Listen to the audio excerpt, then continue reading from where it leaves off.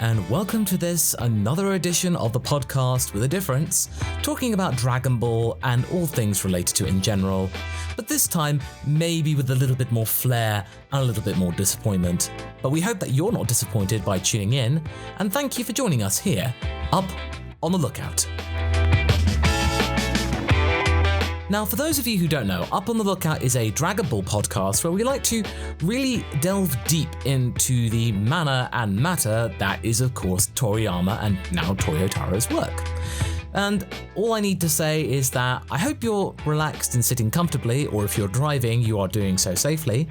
And just let's really kind of discover something that was really getting under our craws this month. And not just me. It's also not just Masako X myself.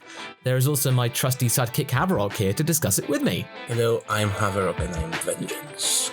Yes, and I can certainly tell that after the events of the latest chapter, a lot of people are crying out for our vengeance in particular, based on our opinions of chapter 82. And if you're interested to find out why there's a lot of kind of toing and froing, let's just say, you can pop a cheeky follow on your podcasting platform of choice and tune in to our back catalogue of many other different discussions of the Dragon Ball Super chapters when they come out and they're released. And hopefully, if the anime comes back, we'll be doing episode reviews as well. So just get yourself strapped in and awaiting further Dragon Ball content. Yeah.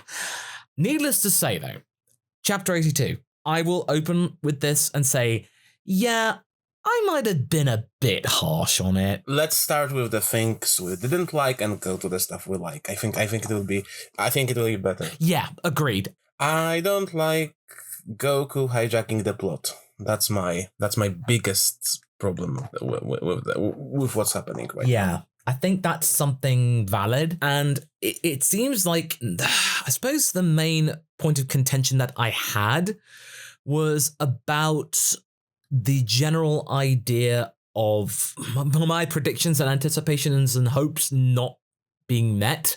And I know that could be extremely arrogant, and to that I apologize, but it was just what I was expecting did not happen. And instead of being surprised or like, oh, that's something different, I was like, oh, I was like really, really annoyed. And that probably was carried over in my review, and yeah, that was unprofessional of me in that regard.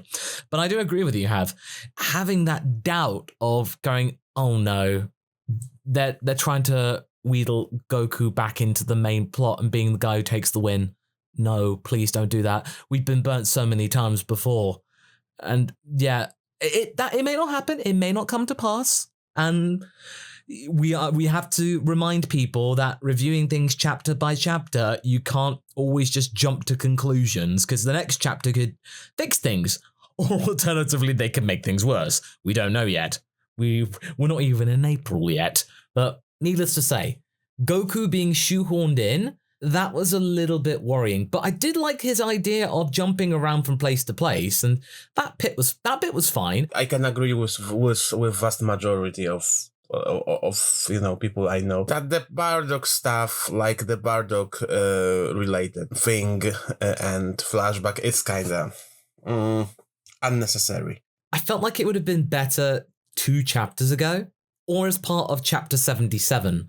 Like, you had the flashback, but you didn't quite know the full context of it until you go, wait a minute, that was the thing that happened there.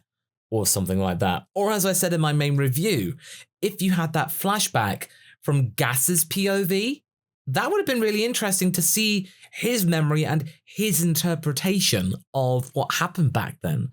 And to actually, which is something that a lot of people have been noting, Gas doesn't really have much of a personality. So to find out something about an historical event in his life, which mattered a lot to him clearly, would have been really, really compelling and actually a positive boon for them. Although this chapter, I think, is very good for Gas, like to show his vulnerable, and like those bandits making like Sagambo and the others making not Sagambo, the Moro's goons. I don't know, but to me they made Gas more likable in this chapter, because like it's not how villains are usually treated, if you know what I mean. Like he's getting annoyed, like you can see that Goku is using pretty reasonable arguments against him, and like I don't know, after this chapter I really started to believe that Gas may redeem. We've got a discussion coming out later this week. It might not be enough to save him from being forgotten. Like, it's enough to, like, make us, like, hope that he is redeemed in some way, but he is still a tool. He is still a character with not much of a personality, but at least, and he's essentially a killing machine. That's what he was raised to do. But at least now we know he's not entirely devoid of emotion. There is something pure about him, you know, like... Yes. There is certain degree of innocence about this character. Yes, he is a killing machine, but like, you can see, we now have a confirmation why he does it. We know that Goku feels that he's being used, more or less. Yes. And that's really interesting. Also, on another note, you know, like, again, seeing him being ridiculed, like, how many times do you see Dragon Ball characters being insecure openly? Like, that was something that I really like, even though, like, you know, like, peace jokes, but the whole idea of showing these characters getting insecure, like showing those little tidbits, to me, show that, you know, that maybe they really have plans for this character. Maybe he's not, you know, all bad. Maybe there is hope for other hitters that are not Alec, and makes me ultimately believe that maybe Alec will pull something out of his butt before the chapter ends. That's true. Because clearly, like, we can see some stuff, you know, some stuff happening to Gas, and need to do something unredeemable, like kill Monaito. Because, like, to me, for either Goku, Granola, and Vegeta to kill Gas right now, that would be pretty cold. Because, like, this, like, say what you will, but, like, this chapter, I think, shows the best that Gas has a lot of frustrations and insecurities, but he is not malicious at his core. No. I was very, very disappointed that Broly wasn't brought into this. I mean, with Goku's plan, because Goku's plan was a good one, but it ended too soon. And that's what really annoyed me. It was like, oh, this could be a really good chance to either bring Frieza into the story or bring Broly into it by having some help, just extra assistance, or allowing Goku to at least recover a little bit. And granted, it's a little bit of a, you know, throwing Broly into the fire almost, but he would believe that Broly would be strong enough to at least help, you know, and in terms of understanding. But I suppose with what you've just said is that, in a way, Goku not going down the route of, oh, I've got to destroy him. Yeah, at least he's not trying to do that. And he was doing the whole idea of, you're not that evil, you know. I can feel that there's something about you. I know that you have some good in you, or that you're not capable of doing something so cold. Yeah, he does that, but it didn't really work. Not really. No, not entirely. I mean, that strategy doesn't really work anymore, like, as well as it used to. I still think out of all of the opponents, Granola, Moro, and Gas is the most likely to be at least kind of affected, at least to give him some doubts, you know? Yes. I mean, at the moment, it does seem very, I suppose, unlikely. He's angry at Goku, who embarrassed him, not embarrassed, but saw him embarrassed. But also, you know, like, it's not like it's an important detail. Just as Granola didn't killed before, Gas tries to go for collateral and, like, you know, and annoy Goku or something by attacking, you know, civilians, prisoners, galactic patrollers. Did you notice that? Because he could easily done that. Okay, you brought me here, these deaths are on you. Yeah, I mean, to be fair, if you put it that way, I mean, Jiren did more of that than him. Yeah. Like, if you remember when Jiren had a tantrum, he attacked the stage, he attacked the audience. Well, he tried to, But I mean, yeah, it's perfectly true. Gas outside of the mission does not care about anyone else. He's not being a good person. He just does not care. That's the thing. And I think also to include into that is, remember, he's probably remembering, and what we saw in the flashback, we'll get to that a little bit more in a sec, but that fight he had with Bardock 40 years ago left an impact on him, and probably like one of admiration. Like, he sort of admired Bardock's strength and capabilities for something that is supposed to be relatively weak. And the fact that Goku is his son, and he's getting to fight the son of Bardock, and Goku's not giving him that, must be immensely frustrating. And just galling that he's waited for a rematch or round 2 for so long. And this facsimile is just not giving him what he wants. And that adds to the frustration. I mean, essentially, Gas is just a walking ball of anger right now. And now he has this power, which he's barely able to contain in this relatively new body. He's just now, it's a matter of time before he just suddenly loses it. And that could easily happen. Like, something could easily happen or be activated that makes Gas lose control again. I mean, not to the same extent as Moro or anything like that, but he's going to find it harder to be able to contain himself. And fun little tidbit, we did find out that, oh, okay, Maki has that same ability as well. Maybe not to the same extent as Gas, but they all can in some way. I mean that would be the funniest thing they could do is like if Oil and Maki kicked Alex's butt. they got, you know, tired of him.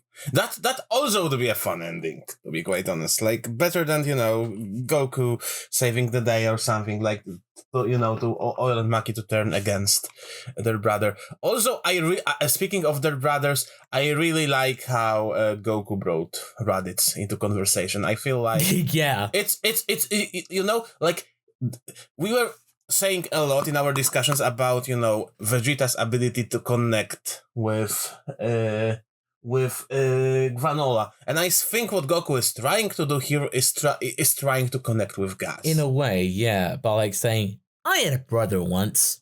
We didn't get on, basically. And I like that.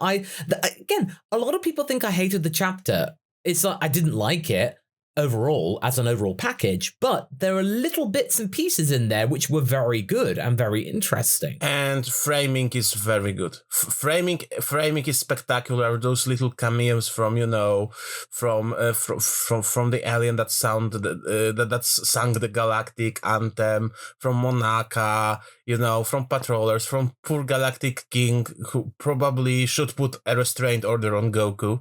Yeah, right about now. Yeah, exactly. And yeah, there were funny moments, and I did like confuse Gas's like landing in a pile of manure. I thought it was cement, but I thought it looked like cement because it would slow him down. But no, I think it was manure.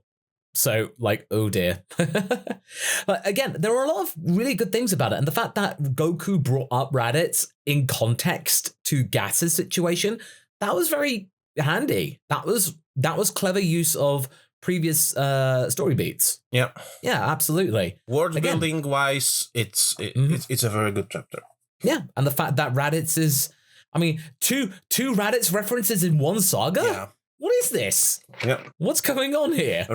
Resurrection R. No, just resurrection with an extra R in it. Like, it's resurrection. Yeah, we watch Superhero, and the character in capsule is Raditz.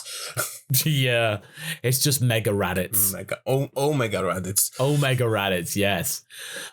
Speaking of which, we will discuss more about Dragon Ball Superhero in the fullness of time, especially after the fact that it's been delayed.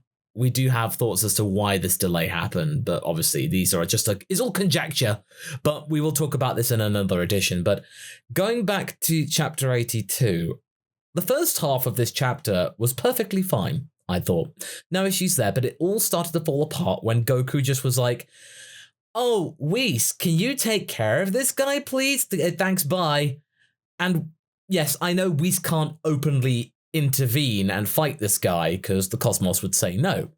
But surely Whis, the really incredibly perceptive angel that he is, would have sensed that, oh, Goku dumping this guy probably is not somebody who's a nice person, and probably should help Goku in some way by at least telling him, like, pointing Gas in the wrong direction, because that could have been the setup for another gag. Like, you know, Gas goes off somewhere, and then eventually he starts to go, wait a minute, this isn't the right thing. Wait a minute. And, like, he goes back to Whis to say, you tricked me. And me? Why would I do that? That's against the laws of the cosmos for me to do that. And then Gas tries to beat Whis up, and Whis is just like, no, he can defend himself. He's okay to defend himself and just be like, no, don't try and hurt me. Gas then gets riled up and then goes in the proper direction. There you go. I think what Goku is doing here, like what Whis is doing here, like is he's kinda tired of Goku putting his own crap on him, and he's like, no, you need to deal with that yourself, little mortal. You know, that's why he like the whole reason that he planted the thing on him, you know, and the communication device. That to me is is a proof that Whis doesn't want, you know, to help Goku, because like Goku shouldn't bring his fights to an angel, you know? Yeah, that is fair, I suppose. I think I got I got riled up at one point, and it was just like, yeah. I think again, like Broly or even Frieza would be so much better choices to bring the opponent, and it's like, and I think it's, you know, it's a story bit that actually shows Goku's a little over-reliance on Whis. Yeah, well, that's kind of true. Like, it's sort of like almost hammering it home, the fact that the Dragon Team rely on Goku so much, and now he's relying on Whis too much, and like, might be just a reminder of like, hey, you can't just always ask people to fight your own battles for you. It's like, oh, okay, we'll just wait for Whis. And then Whis is like, no, I can't help you in that way, Goku. Didn't you see what happened with mirrors? And I am worried that we are getting true Ultra Instinct, or Goku, you know, like suddenly doesn't know who he, like, again, this is one of those things out of nothing that, oh no, we are going through the same character development that we did ages ago. Like, this is what kind of annoyed me the most. Yeah, there were little things in there which really got under our skin. And there will be like a new new Ultra Instinct form, because you know there is, because yeah, Ultra Instinct 2 or something like that. Angelic Boogaloo. Also, another thing that I liked, Oatmeal's little robot body. It's adorable. I didn't like that, actually. I didn't actually like that. You didn't like it? Where did that come from? I mean, it looks like a droid from Star Wars. Again, because Star Wars, Disney, Marvel, Toyotaro really likes his stuff related to Marvel and Star Wars. And to be fair, Toriyama likes his Star Wars as well. So I think if Toyotaro suggested to Toriyama, hey, why doesn't Oatmeal have this little droid body? Toriyama would have been, absolutely. He would have been, I'm sold on that. But I just didn't like the suddenness of it. And that just like, oh, he has a body now. Oh, well, how come that wasn't used before? Like when Granola dumped him and Oatmeal was like, really, Granola? You're doing this now? And then just ordered the ship. He could have just gone like, just become the robot body and just walked off. Just like, oh, okay. That would have been funnier. But no, from what I gathered, like, he attached himself to the robot after, like, he didn't have access to it when he dumped it. It's not like, I don't think that, the gear, like, the patch has those robot parts is something that you had to attach yourself to. Okay. I think it was just so sudden to me at the time. It was just like, it just came out of nowhere. This is how I interpreted this. That Oatmeal can attach themselves. Okay. All right. Well, that's fair enough. Also, people have gone crazy about seeing Vegeta in Scouter again. Yeah, that's with the Scouter indeed.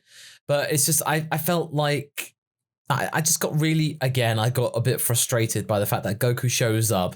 They don't do anything about the heaters. They just go. They just go. They just let them go. And the heaters do nothing. And I think we talked about this off mic, that it's the classic like arrogance of the heaters going like, oh, we don't need to do anything. Oh, I'm sure they're not going to come up with a plan that will ultimately destroy us all. Oh no, let them go. I was looking forward to even just the idea of like Vegeta, even though he is weakened, still strong enough to hit them and actually incapacitate them for a little bit. Like, not enough to kill them, but just enough to just kind of like just knock them out. Or just a moment of catharsis for Vegeta just to shut them up. Yeah. Or at least just get them off their backs. So that means, Monaito could like do his thing with Granola. So I think there was a missed opportunity there just for Vegeta to be able to do something. Because at the moment he's just there going like, oh, it's that thing. More exposition. Yeah. I have become a Krillin. Yeah. I'm the Krillin of this saga now.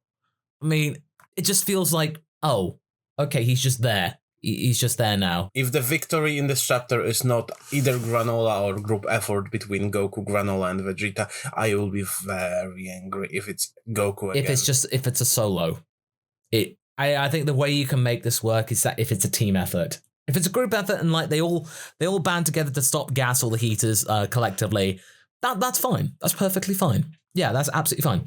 Right, I think we need to get on to the Scouser and Goku's revelation.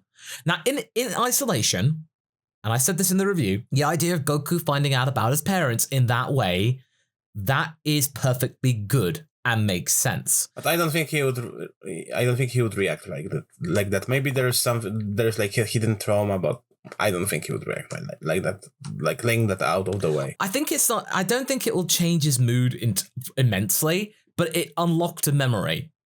It's just like to Goku, this will be like, whoa. But it'll be cool.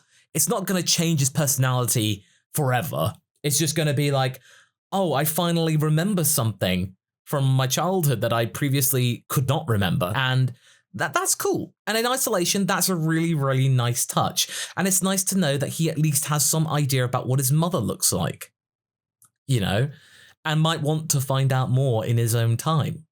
And probably would find out more. Because Whis, remember, can like look into the past of people. So I think if Goku asked, I think Whis could at least try and unlock some more memories. Because remember, Whis' power set is quite open, which essentially is very convenient for the writers because they can basically attach any power to Whis. He can do what he wants. He can do whatever they want, basically. And Whis has done that in the past to look into people's memories. And who's to say that Goku might not want to find out more after the saga is over.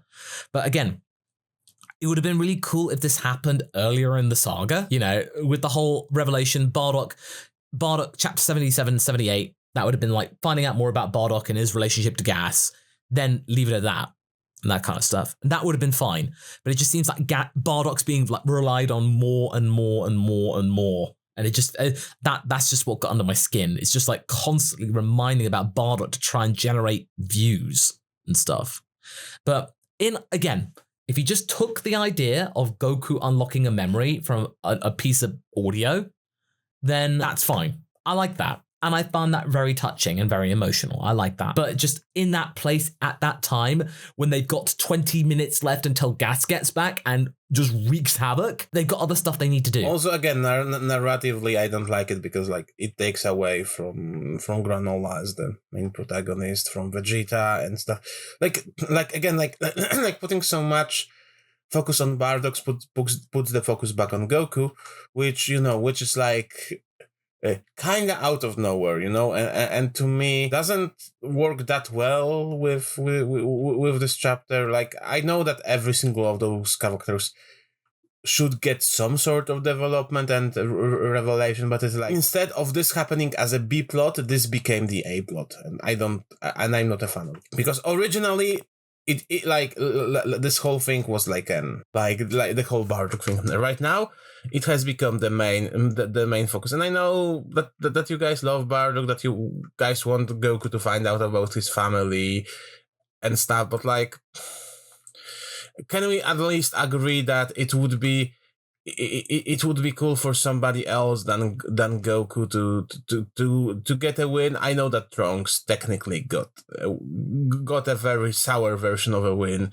against Infinite Zamasu, but like, at this point you gotta wonder if they are like, if Toyotaro Toei, if they are contractually obligated for Goku to defeat all the villains. Because if you think about this, if you look at, and that started in GT, that wasn't started in Super, but if you look at GT and Super, the only enemies that weren't defeated by Goku, that Goku had no involvement in winning, are is Zamasu, because he lost to Beerus, but he won by losing, by showing his spirit. Every single other one is Goku. And in Z, like, Raditz was defeated by Piccolo. Joint effort with Goku, but again, like, Piccolo got the kill.